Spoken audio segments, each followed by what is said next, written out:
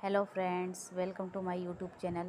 आज हम बांसुरी बजती रही नाटक का दूसरा भाग पढ़ने जा रहे हैं। ये नाटक गोविंद चातक ने लिखा है और ये बहुत ही सुंदर और प्रेम कथात्मक नाटक है। चलिए इसका भाग 2 पढ़ते हैं।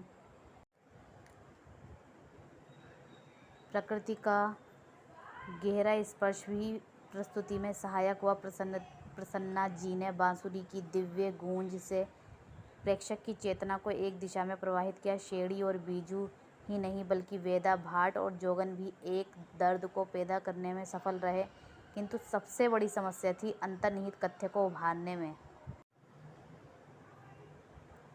उसको ध्यान में रखने के कारण ही नाटककार के कथ्य और निर्देशक के निर्देशन के बीच कभी जो अंतर प्रस्तुति में आ जाता है वह संभवतः कम ही आ पाया। सामान्य जन के सामने हर्ष और उल्लास के समय मुझे इतनी गहरी वेदना से युक्त प्रेम गाथा को रखने का जो भय हो रहा था वह सामने नहीं आया। इसकी मुझे खुशी है। शेरडी और बीजू के अंतिम मिलन का अंतिम दृश्य अत्यंत कारुणिक बन पाता, पर दृश्य सज्जा के अभाव और अभिनेताओं के अनगढ़पन के कारण हमने इस दृश्य का उपयोग नहीं किया। इसका हमको खेद है। मेला मंच पर 18 जनवरी 88 को इसकी पहली प्रस्तुति के बाद वहाँ के तथाकथित प्रेक्षागृहों से इस नाटक को खेलने की ज़बरदस्त मांग हुई, लेकिन लोक कलाकारों की व्यक्तिगत समस्याओं और समयाभाव के कारण मैं इसकी और प्रस्तुतियाँ नहीं कर पाया। मनेरी प्रेक्षागृह में इसकी दूसरी प्रस्तुति की।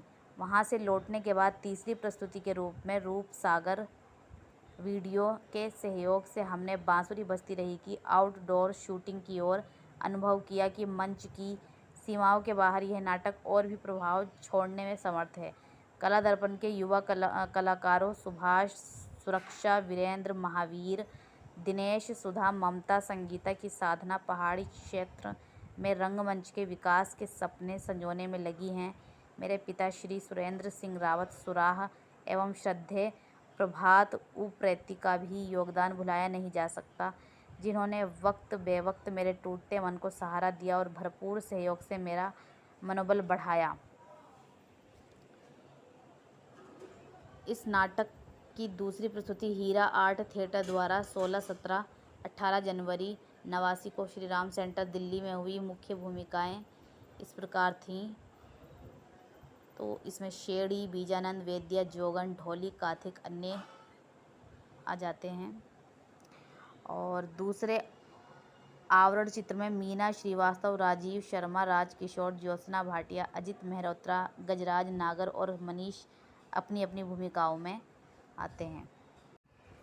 वक्तव्य 2। मैंने प्रस्तुति के लिए जब यह नाटक चुना तो उस निर्णय के पीछे मेरा अपना तर्क था। दिल्ली में हर साल काफ़ी नाटक होते हैं, किंतु प्रयोग, प्रोत्साहन और हाथ आजमाई के नाम पर अक्सर दूसरी भाषाओं के प्रसिद्ध नाटककारों के नाट्यानुवाद ही ज़्यादातर देखने को मिलते हैं। इनमें एक तरफ वे प्रस्तुतियाँ हैं जो सरकारी अनुदानों की मोटी रकम पर मुनस्सर करती हैं, दूसरी तरफ उन युवा रंगकर्मियों की जो अपने उभरने के लिए असहाय जूझते दिखाई देते हैं। ऐसी स्थिति में जब लोग बड़े बड़े नामों के पीछे भाग रहे हों, मुझे एक अपेक्षाकृत कम ख्यात लेखक का एक नाटक हाथ लगा, केकड़े, और हमने उसे कर डाला। वह एक पारिवारिक मनोवैज्ञानिक किस्म का नाटक था, इसलिए भी अभिनेताओं और दर्शकों की रुचि जगाने में सहायक हुआ, किंतु जब हमने बांसुरी बजती रही को उठाने का संकल्प किया तो बात बिल्कुल दूसरी थी। यह नाटक शैली और शिल्प की दृष्टि से उससे बिल्कुल भिन्न था। शहरी जीवन और मानसिकता से अलग यह नाटक गुजरात की एक लोक कथा पर आधारित है, जिसको प्रस्तुत करने के लिए पर्याप्त साहस की ज़रूरत थी। मैंने इस दिशा में कदम बढ़ाया और कुछ नहीं तो सिर्फ इसी के लिए मैं प्रसिद्ध रंग आलोचक जयदेव तनेजा जी के इन शब्दों को अपने लिए एक बहुत बड़ी उपलब्धि मानता हूँ। समकालीन हिंदी रंगमंच अनुवादों और रूपांतर का रंगमंच है। नए मौलिक हिंदी नाटक लिखने और करने वाले आस्थावान और कुशल रंगकर्मी ना के बराबर हैं। ऐसी स्थिति में एक युवा और अपेक्षाकृत अल्प परिचित निर्देशक अजय मनचंदा द्वारा डॉक्टर गोविंद चातक के नए अप्रकाशित नाटक बांसुरी बजती रही का अभिमंचन निश्चय ही एक प्रशंसनीय प्रयास है। यह नाटक अपने में एक कविता है लोक जीवन की। यह एक गांव के लड़के की कहानी है जो भाग्य से अनाथ और स्वभाव से भावुक है। वह दुनिया से अलग थलग पड़कर भी खेतों फूलों मवेशियों से जुड़ा है। वेदा भाट उसे अपने यहाँ रख लेता है। उसे संगीत से प्रेम है, इसलिए वह इस लड़के से कहीं सरोकार जोड़ लेता है, किंतु कहीं उसमें बेरहमी भी छुपी है। लड़का उसकी लड़की शेड़ी की तरफ झुकता है, पर वही उनकी बर्बादी का कारण बनता है, क्योंकि वेदा उस प्रेम को बड़ी संकरी नज़रों से नापता है और वह उनके लिए विकल्प नहीं छोड़ता। उनके पास इच्छा शक्ति के है, लेकिन जहाँ समाज और परंपरा से भिड़ना उनके लिए ठीक रहता, वहाँ नैतिक आदर्शों की प्राप्ति के लिए अपनी नियति से जूझते दिखाई देते हैं। शायद यही उनकी त्रासदी का कारण भी बनता है। नाटक में उनकी स्थिति के प्रति विलक्षण संवेदनशीलता है, जिससे कोमल भावों की गीतिमयता उभरती है और प्रेक्षक उनके नाजुकपन पर रोता है, पर साथ ही उनकी शक्ति का भी एहसास करता है। कुल मिलाकर यह नाटक सीधी सादी दैनंदिन अनुभूतियों से जीवन की बड़ी करुण कविता को बुनता है। कथ्य के स्तर पर इस नाटक में नायक के थोड़ा बहुत नायिका के भी सामाजिक एकाकीपन के बीच अलगाव की भीषण यातना और स्वप्निल अनुभूतियों का वैषम्य अपनी ओर खींचता है। वैषम्य की यह दूरी होते हुए भी आशापूर्ण भटकाव में आत्मिक बल दिखाई देता है। बीजू सुखी और खुशहाल होने की कल्पना करता है, सपना देखता है, किंतु अपने चारों ओर क्रूर बाधाओं को पाता है। वह अपने अभावों की खाई को मुरली और शेणी के प्रेम से भरना चाहता है। यह संभवतः उसकी आत्मा की पुकार है। अतः दीन और भाग्यहीन की स्थायी चिंता इस नाटक का मुख्य विषय है, और उसके साथ ही एक शाश्वत रहस्यपूर्ण बेचैनी भी। आत्मिक सत्य की यातनापूर्ण खोज भी इसका एक जोरदार पहलू कहा जा सकता है। इसमें स्वप्न हैं तो जीवन की वास्तविकता से टकराव भी, यद्यपि टकराव घातक सिद्ध होता है, पर उन सपनों के दुखद अंत में अपूर्व जीवनी शक्ति है। अपने दूसरे नाटकों की भांति गोविंद चातक के इस नाटक में भी मानव की पीड़ा महसूसने का भाव, व्यवस्था के प्रति असंतोष, अंतर के सत्य की खोज के लिए बेचैनी निहित है। मंच पर इस कृति को प्रस्तुत करना एक सुखद अनुभव रहा। सबसे बड़ी बात थी लोक के आस्वाद और संगीत को मुखर करना।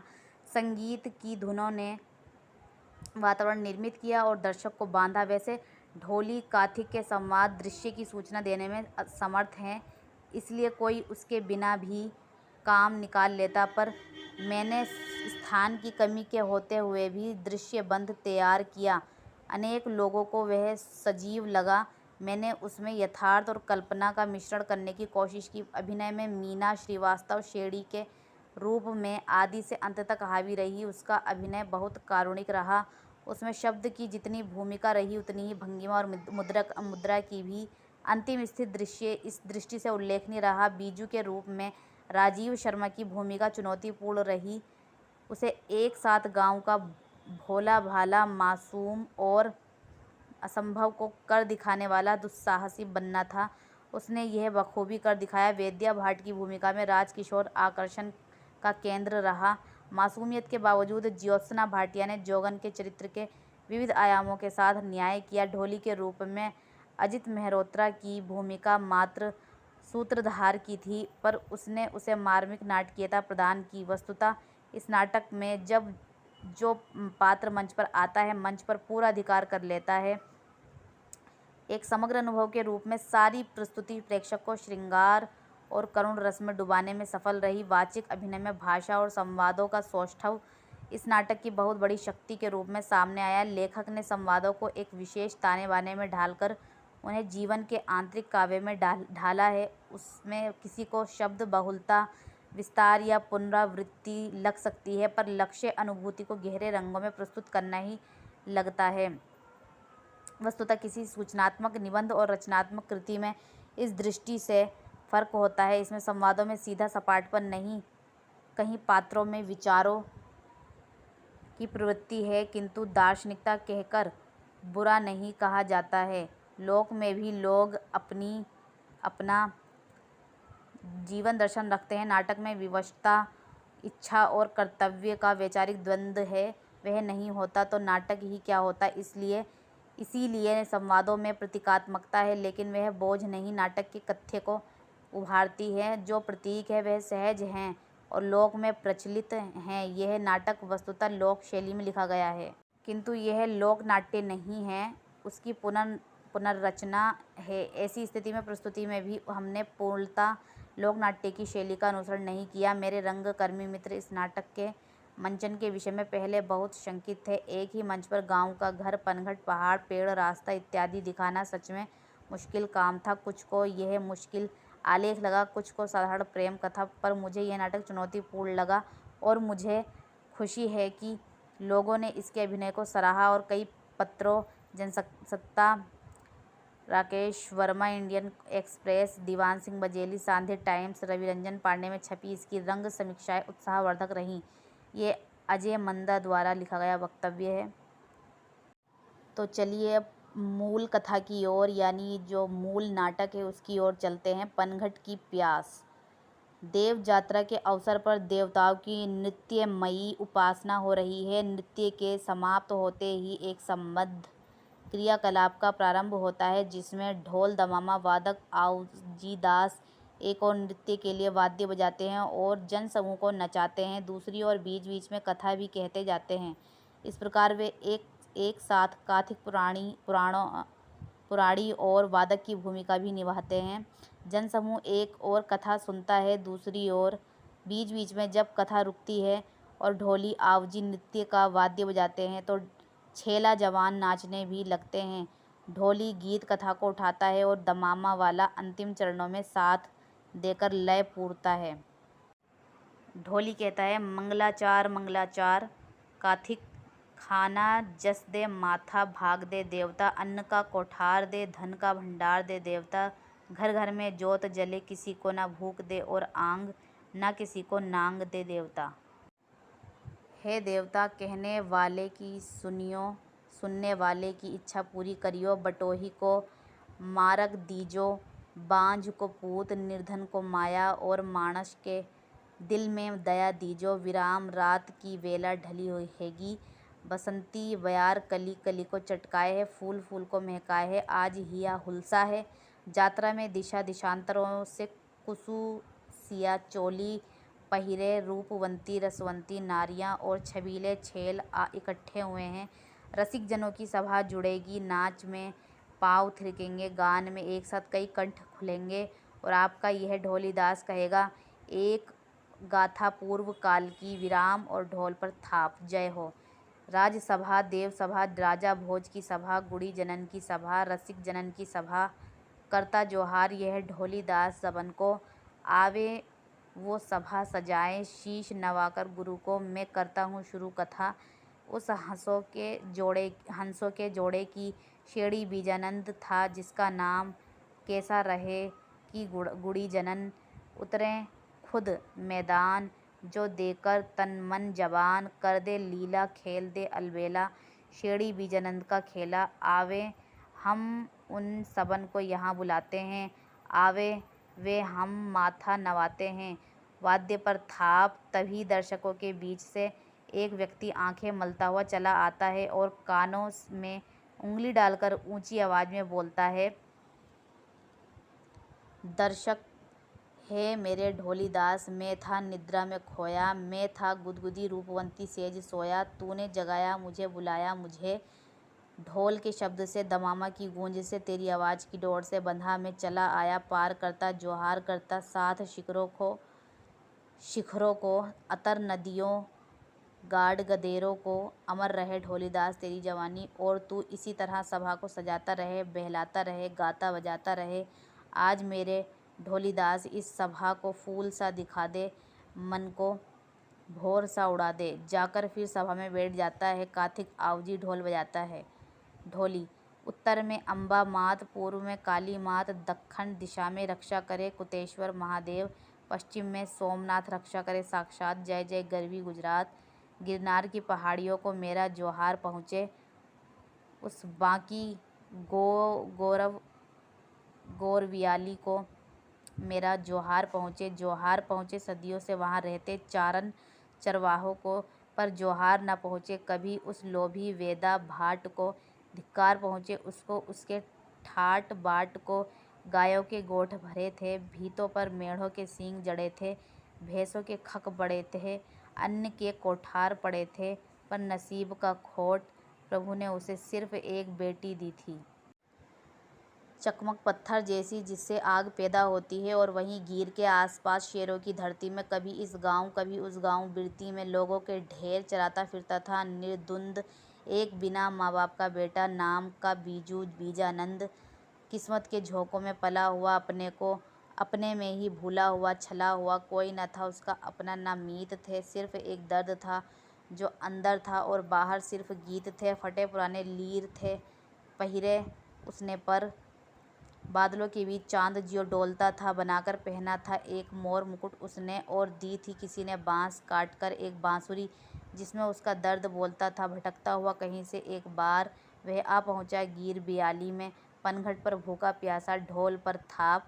कुछ लोग दर्शकों के बीच से मंच पर आते हैं, तो रसिक जनों, इन लोगों को आप देख रहे हैं, इन्हीं में से कोई शेड़ी बनेगा, कोई बीजानंद। ये है जो दुबली पतली लड़की है जो नीचे गर्दन झुकाए हुए हैं, शेड़ी बनेगी। यह सोच रही है कि इसके बाप ने नहीं, छोड़िए भी जानकर क्या करना। जब नाटक शुरू होगा तो आप इसको पनघट पर हंसती खिलखिलाती पाएंगे, और यह जवान लड़का बीजू बनेगा, और यह सफ़ेद बालों वाला बूढ़ा मानस वेद्या भाट है। गाने बजाने पर जान देता है, पर भला मानस पैसे को दांत से उठाता है। और इस कथा में एक जोगन भी है, वह जाने क्या है क्या नहीं है, लेकिन आपको इससे क्या। 1 मैं बनूंगी जोगन, 2 और मैं वेदा भाट शेड़ी का बाप, 3 मैं बनूंगा बीजानंद, मैं बजाऊंगा बांसुरी, मैं जानता हूँ उसके दर्द को। ढोली ठीक है, लेकिन मेरे बाप अभी यहाँ तुम लोगों की ज़रूरत ना है, पहले तुम लोग यहाँ से जाओ। कथा पनघट से शुरू होवेगी। पनघट पर कुछ नव युवतियाँ हंसती खिलखिलाती हुई पानी भरती दिखाई देती हैं। ढोली और दमामा वाला बहुत हल्के ढंग से नृत्य की धुन बजाते हैं। पनघट पर आती जाती पानी भरती स्त्रियाँ अपनी गति, कार्य और मुद्रा को एक लय में ढालती लगती हैं। तभी बांसुरी बजाता हुआ दूर कोई आता दिखाई देता है। युवतियाँ उत्सुकता से इधर उधर देखती हैं, और जब वह निकट आ जाता है तो खिलखिलाकर हंस पड़ती हैं।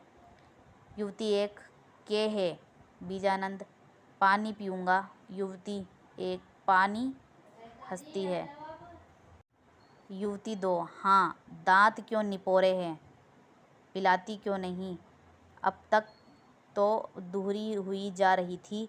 युवती 1 मैं या यह शेड़ी मायूस सी, सूदो मेरा नाम क्यों लगाती है। युवती 1 तो फिर यो काहे दुबली हुई जा रही है। तो चलिए आज की वीडियो में बस इतना ही, आगे का नाटक हम अगले भाग में पढ़ेंगे।